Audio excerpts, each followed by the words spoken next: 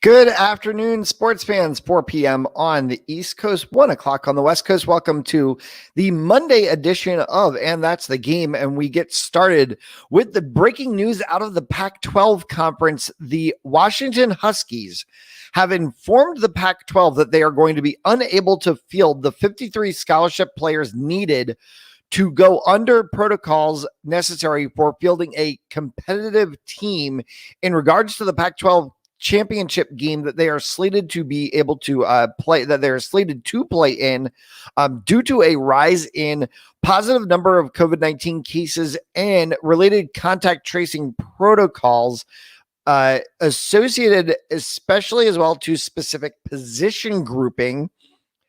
It was said by Washington head coach Jimmy Lake that the team's entire offensive line, including their walk-ons, are unavailable, and the team has not practiced since last Wednesday. He also said that the Huskies, while they will not play in the Pac-12 championship game, they do expect to be able to resume football activities and prepare for a possible bowl game.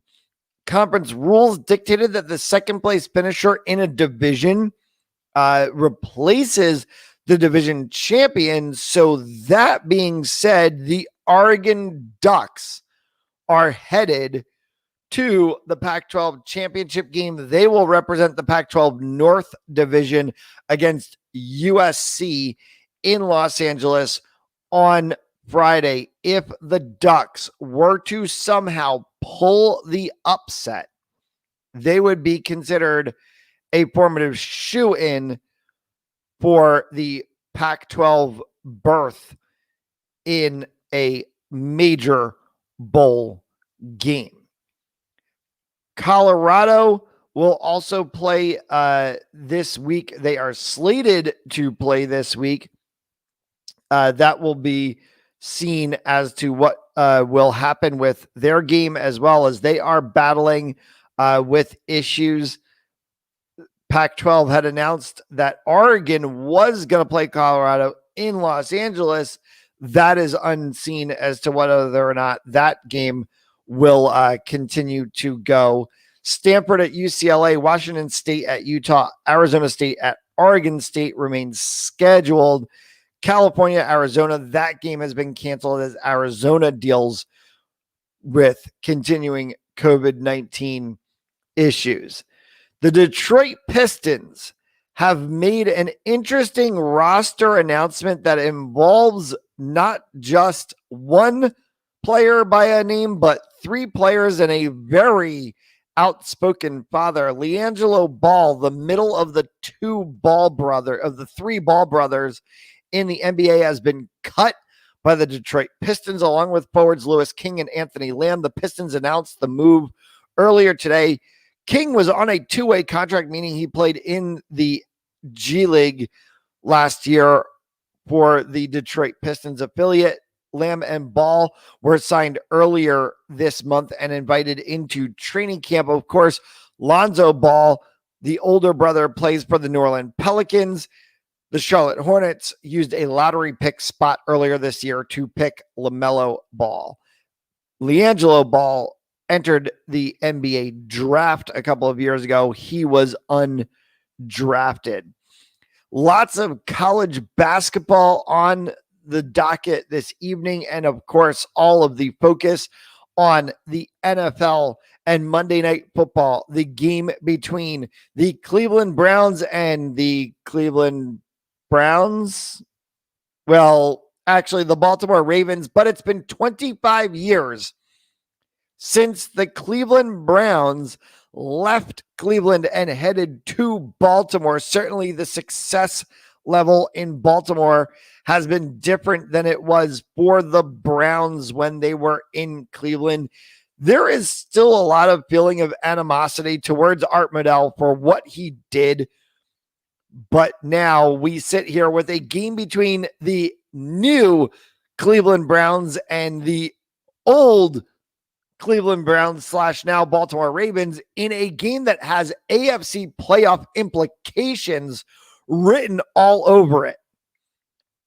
And there's going to be a lot to be discussed surrounding that game when it is completed by the end of the evening. Of course, still breaking out over the course of the day is a story we broke here last night on a very special Sunday edition of And That's the Game. Auburn University firing head coach Gus Malzahn on Sunday after Auburn actually defeated Mississippi State, which brought them to a 6-4 conclusion of their regular season. It was good for fourth place overall in the SEC.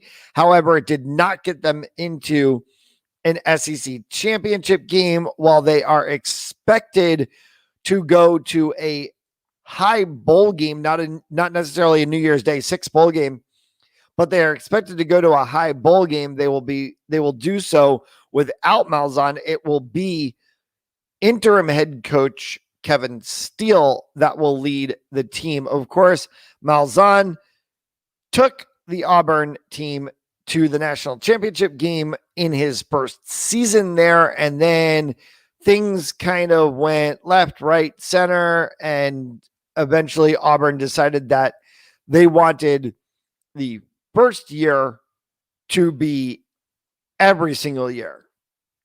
And so goes Gus Malzahn out of Auburn and out of SEC football for right now. We talked about this yesterday in doing the show and talking about this, but I want to bring it up to a point again because it is getting talked about again in the news today as they continue to talk about Malzahn's firing.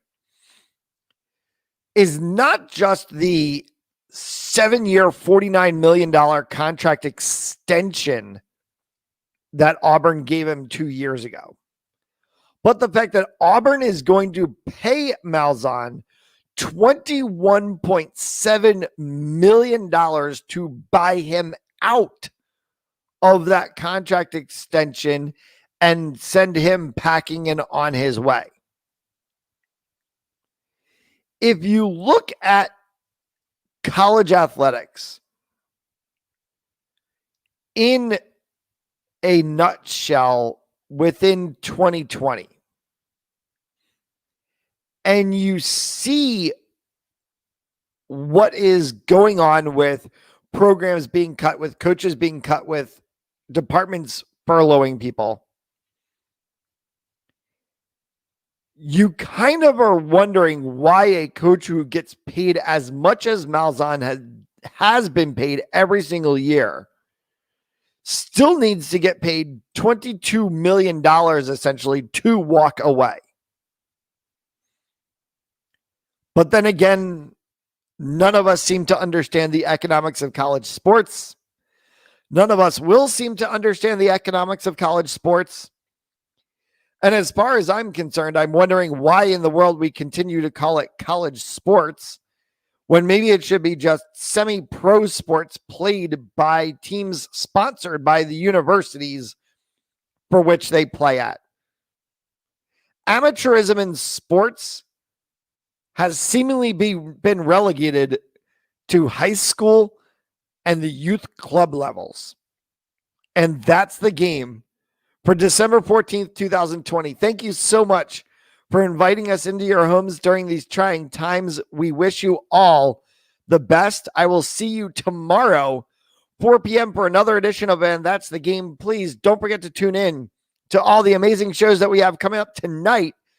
Go to sfbnri.com, click our live shows and podcasts button, and check out also our YouTube, Facebook, Instagram, Twitter, Periscope, Twitch, SFBNRI, and you can find all the live streams of those shows. Take care, and we'll see you tomorrow night.